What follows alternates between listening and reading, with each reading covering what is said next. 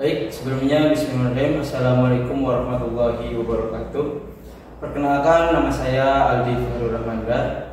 Pada kesempatan kali ini kita akan melakukan praktek, yaitu praktek perawatan sistem electronic fuel injection atau EV. Perlu diperhatikan sebelumnya, pemeriksaan yang akan kita lakukan hanya berfokus pada pemeriksaan sistem EV, bukan perawatan berkala secara menyeluruh.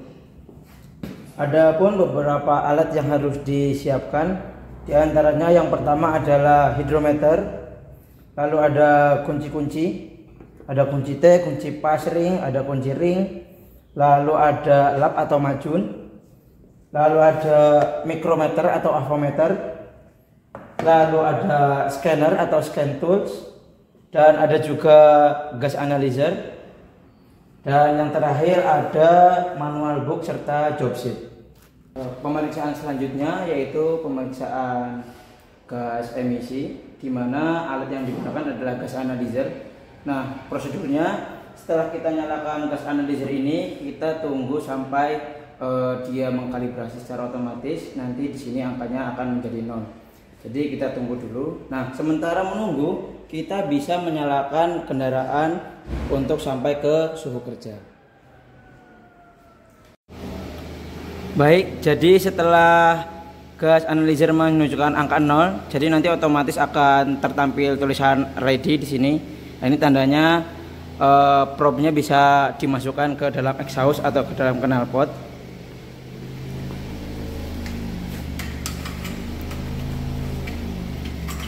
Bisa dimasukkan ya. Pastikan terpasang dengan benar agar tidak terlepas. Nah, setelah dipasang, bisa kita klik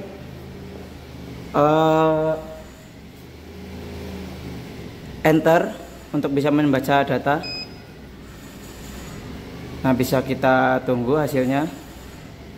Nah, di sini angkanya sudah mulai terlihat. Nah, jika angkanya sudah terlihat stagnan, bisa kita print dengan mengklik ini.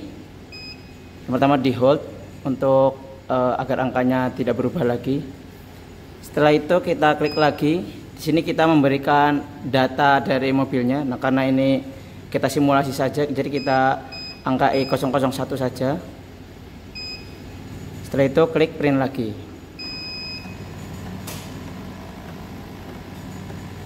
Nah, bisa dilihat, jadi setelah di print itu nanti kita ada data yang bisa kita baca.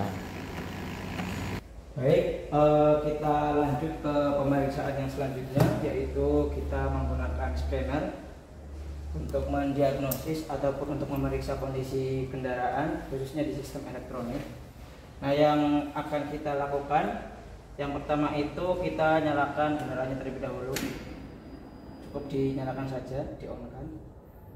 Tidak perlu dinyalakan mesinnya. Setelah itu kita nyalakan scannernya. Nah, ini lumayan memakan waktu. Nah, setelah tertampil begini, kita lakukan diagnosa untuk memeriksa kendaraan. Kita pilih kendaraan yang akan diperiksa.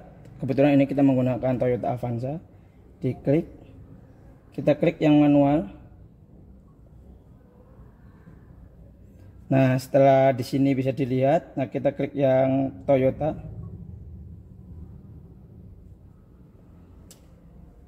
Lanjut. Terus kita gunakan yang 16 pin, karena tadi kita menggunakan OBD yang menggunakan 16 pin konektor yang sudah dipasang di bawah. Hanya saja tadi kita skip karena masangnya agak sulit. Lanjut, kita ke sistem yang akan kita periksa. Nah, kita nyalakan dulu. Nah, karena kita sedang memeriksa EV, jadi kita periksa yang langsung ke sistem search-nya aja, karena kita nggak meriksa powertrain, chassis, body itu tidak. Jadi langsung enter lagi.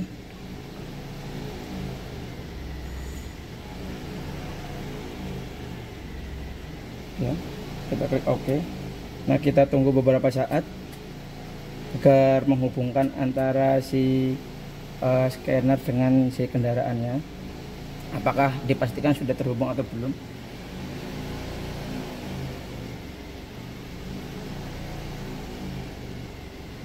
Pause apa ini? Pause. Ya. Jika sudah tertampil seperti ini, jadi kita sudah terhubung antara engine ataupun sistem EV dengan scannernya. Kita klik lagi. Nah, kita menunggu lagi sebentar lagi. Nah, bisa dilihat di sini ada beberapa menu yang bisa kita pilih. Hanya saja karena kita ingin mengidentifikasi apakah kendaraan ini terdapat masalah atau tidak, kita klik dulu ya yang DTC Analysis. Sebelumnya, walaupun kita tidak menggunakan scanner, di sini bisa dilihat di dashboardnya bahwasanya di speedometernya itu ada seperti tanda pentung menyala. Ini namanya mil. Ini ya, yang ini ya, yang gambar engine, sorry, bukan yang tanda pentung, yang tanda engine. Nah, itu menyala. Nah, harusnya pada saat kendaraan nyala itu tuh mati. Jadi kita klik analisis untuk mengetahui apa sih masalahnya begitu. Nah, scanner akan men-searching. Bisa dilihat di sini permasalahannya ada throttle sensor. Nah, berarti ini TPS-nya bermasalah. Berarti ada gangguan ataupun ada problem di TPS ya. Setelah itu, setelah kita mengetahui, seharusnya yang akan kita lakukan yaitu mengganti TPS-nya. Setelah ganti TPS-nya, kita scan ulang lagi. Nah, terus kita hapus. Setelah kita hapus datanya, kita lakukan scan ulang lagi. Jika masalahnya masih ada, berarti perbaikannya kurang betul ataupun belum selesai. Namun, jadi tadi sudah kita lihat bareng-bareng bahwasanya di DTC analisnya ataupun trouble-nya itu ada di TPS. Nah, untuk pemeriksaan secara normal ataupun biasanya, nah ini untuk memeriksa kondisi engine-nya. Ini untuk data biasanya ya, bukan data problem, tapi data engine-nya.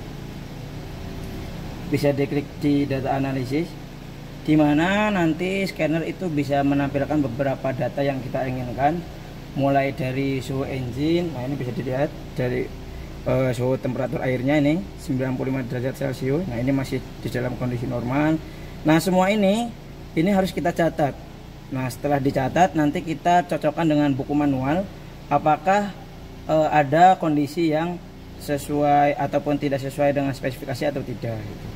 Nah, ini bisa dicatat nanti ataupun difoto boleh. Nah, untuk membuktikannya ini saat kita menekan gas, nah itu RPM-nya bisa kelihatan naik ya. Nah, ini angkanya bisa naik. Nah, gitu. Jika tidak di gas ataupun keadaan stasioner ya rata-ratanya memang segini sampai dengan 1000 fps. Begitu. Jadi karena tadi kita meriksa bahwasanya di TPS-nya itu ada masalah. Nah, ini juga bisa dilihat di di throttle position ya. Di throttle position ini harusnya pada saat dibuka kan dia membuka. Nah, di sini tidak terdeteksi ya, berarti memang di TPS-nya ada sesuatu hal yang tidak beres. Begitu. Nah, itu untuk penggunaan scanner untuk memeriksa kondisi kendaraan. Sekian yang dapat saya sampaikan, kurang lebihnya mohon maaf. Terima kasih. Wassalamualaikum warahmatullahi wabarakatuh.